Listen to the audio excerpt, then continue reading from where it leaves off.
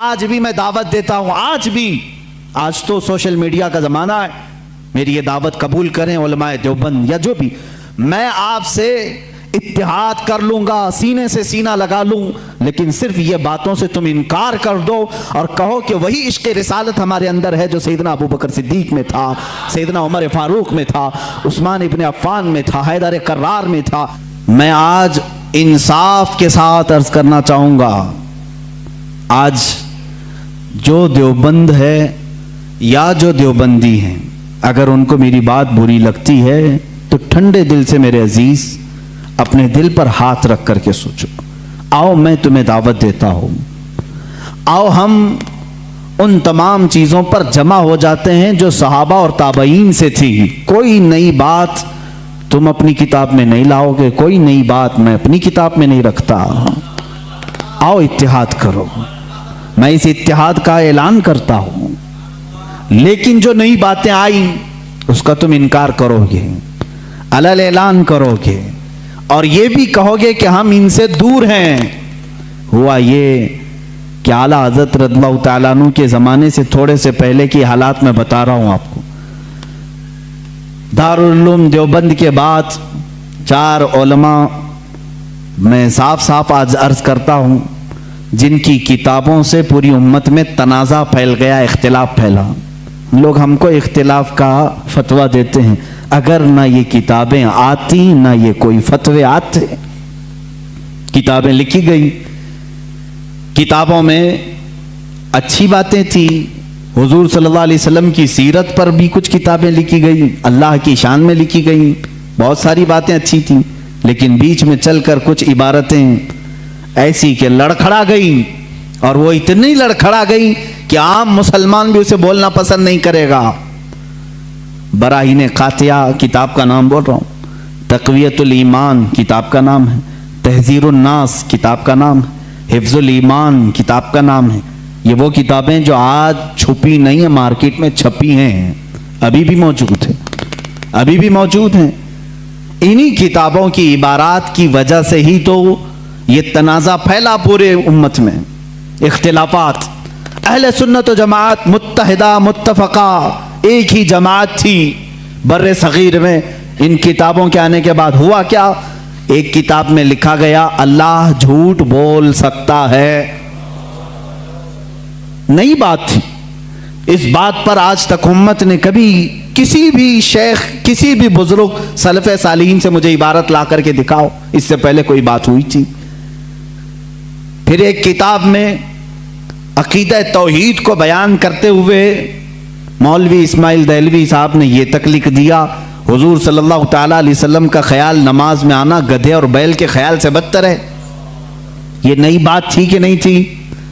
اور جا کر کے کراس ویریفیکیشن کر لینا، اگر میں جھوٹ بولوں تو میرا جبہ پکڑ لینا اور جو سزا دے سکتے ہو دو۔ میں یہ لفاظی نہیں کر رہا ہوں اور نہ پھکائی کر رہا ہوں، یہ جملے آج کتاب میں موجود ہیں۔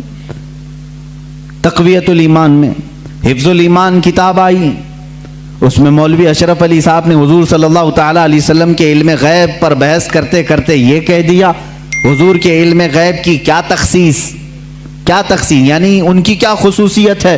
اتنا علم غیب تو زید کو، پاگلوں کو، بچوں کو، بلکہ جانوروں کو بھی حاصل ہے۔ شیطان کا علم غیب تو قرآن سے ثابت ہے، انہوں نے کہا شیطان کا علم غیب قرآن سے ثابت ہے، حضور صلی اللہ علیہ وسلم کے علم غیب کی کیا خصوصیت ہے؟ یعنی برابر ہو گئے، شیطان کو جتنا علم ہے اتنا ہی محمد صلی اللہ علیہ وسلم کو ہے۔ میرے عزیزو، کیا یہ باتیں دل پر نہیں لگتی مسلمانوں کے؟ یہ عبارتیں آئیں، کتابوں میں لکھی گئی، اور بڑا فتنہ یہاں سے بھی ہوا مولوی قاسم نانوتوی صاحب کی کتاب سے، کہ انہوں نے یہ بھی لکھا کہ بالفرض بعد زمانے نبی کے اگر کوئی دوسرا نبی پیدا ہو گیا تو حضور کے خاتم النبیین ہونے میں کوئی فرق نہیں آئے گا، یعنی کوئی دوسرا نبی پیدا ہو سکتا ہے، اگر ہو گیا، اگر مگر کی بات ہی چھوڑو، جب حضور نے 1400 سال پہلے کہہ دیا، فرما دیا کہ میرے بعد کوئی نبی نہیں ہو سکتا تو نہیں ہوگا۔ آپ کتاب میں یہ نئی بات لکھنے کی کیوں ضرورت پیش کی؟ آپ کو کیوں ضرورت پیش آئی کہ اگر اب کے زمانے میں بھی کوئی نبی آئے گا تو حضور کے خاتم النبیین ہونے میں کوئی فرق نہیں آئے گا. تو آپ کی اس بات سے پتہ نہیں کتنے محلوں میں کہاں کوئی نبی ہونے کا اعلان کر دے گا. عزیزان گرامی وقار، یہ کتابیں پورا کا پورا ہندوستان ایک کھلبلی مچا چکی تھی، کوہرام بپا تھا، تنازعات میں گر گئے. قادیانی اپنے نبی ہونے کا اعلان کر رہا ہے، ادھر ایک نیچری فرقہ ہے علی گڑھ سے جو قرآن کے معجزات کا انکار، حسیات کو صرف ماننے والا، نیچر کو صرف ماننے والا اور مغیبات کو نہیں تسلیم کرنے والا، اور ایک طرف عظمت رسالت صلی اللہ تعالی علیہ وسلم پر، رسول کریم صلی اللہ تعالی علیہ وسلم کے متعلق یہ سارے جملے آ رہے ہیں. چلو 100 سال کا عرصہ گزر گیا، آج بھی میں دعوت دیتا ہوں، آج تو سوشل میڈیا کا زمانہ ہے، میری یہ دعوت قبول کریں علماء دیوبند یا جو بھی، میں آپ سے اتحاد کر لوں گا، سینے سے سینہ لگا لوں، لیکن صرف یہ باتوں سے تم انکار کر دو اور کہو کہ وہی عشق رسالت ہمارے اندر ہے جو سیدنا ابو بکر صدیق میں تھا، سیدنا عمر فاروق میں تھا، عثمان ابن عفان میں تھا، حیدر کرار میں تھا، رضوان اللہ تعالی علیہ مجمعین. جو مشائخ اہل سنت نے ہمیں محبت رسول اور تعظیم رسول سکھایا ہے اسی پر ہمارا اتفاق ہے. آؤ میں سینے سے سینہ لگانے کو تیار ہوں. ہم کون سا اختلاف چاہتے ہیں آپ سے؟ ہم کون سا اختلاف چاہتے ہیں؟ ہمارا یہ ایک بات یاد رکھ لیں، اگر میں آج نام لے کر کے کسی کو کہہ رہا ہوں تو صرف اس لیے کہ ہمارا دین ہی یہ کہتا ہے جو ان سے نا آشنا ہو اس سے ہمارا کوئی تعلق بھی نہیں. ہمارے رشتے ناتے اگر ہیں تو صرف عظمت رسالت سے جڑے ہوئے ہیں. جو نبی کا ہے وہ ہمارا ہے. اسی لیے سرکار مرشدی پیر و مرشد تاج الشریعہ رحمت اللہ تعالی علیہ نے فرمایا ہے، نبی سے ہو جو بیگانہ اسے دل سے جدا کر دیں. نبی سے ہو جو بیگانہ اسے دل سے جدا کر دیں. پدر مادر برادر جان و مال ان پر فدا کر دیں. اسی وقت ایمان کو پہنچو گے، اسی وقت ایمان کو پہنچو گے.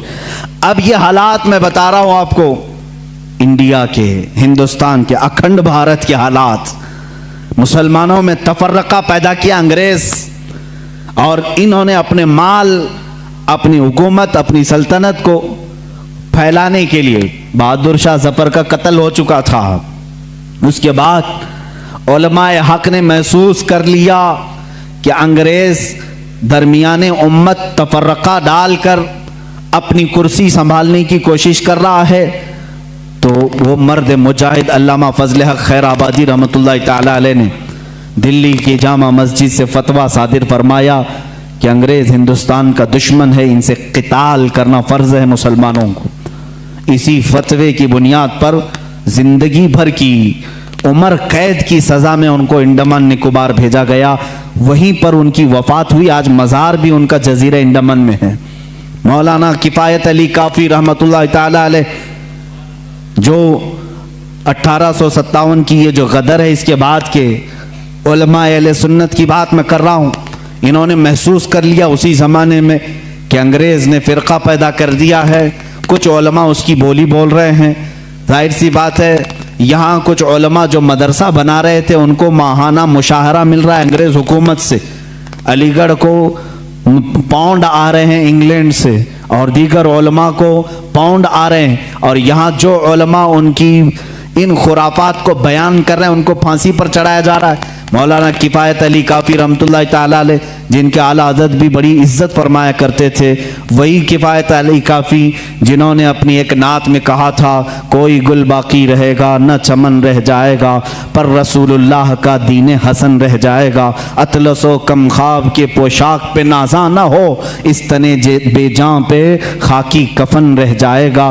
یہ جو نعت انہوں نے لکھی تھی اس وقت جب آپ کو پھانسی کے پھندے پر چڑھایا جا رہا تھا. یہ مولانا کفایت علی کافی. پھر مولانا عنایت احمد کاکوروی رحمت اللہ تعالی علیہ جن کو جیل کی سلاخوں کے پیچھے انگریزوں نے بند کیا، اس ایک عالم ربانی نے پتھر کی ٹھیکری سے دیواروں پر پوری علم الصیغہ کتاب لکھ دی تھی جو آج بھی عالم کورس کی کتاب میں پڑھائی جاتی ہیں. عزیزان گرامی وقار، اگر انگریز کو उलमा से मोहब्बत थी और वो मदरसे की संगे बुनियाद में आ रहे थे, तो इन उलमा के साथ वो काला पानी की सजाएं और मौत और फांसी की सजाएं क्यों दे रहे थे? आप समझा करें, कुछ उलमा को वो शहीद कर रहे थे और कुछ उलमा को वो पैसों से पाल रहे थे। ये हालात बड़े दिगरगूं थे, उम्मत में तफर्रका इख्तिलाफात आ चुके थे। अब ये वो ज़माना था, नेचरियत अपने पांव फैला रही है, कादियानियत अपने पांव फैला रही है, दहरियत अपने पांव फैला रही है, और एक तरफ गैर मुक़ल्लिदियत भी अपने पांव फैला रही है।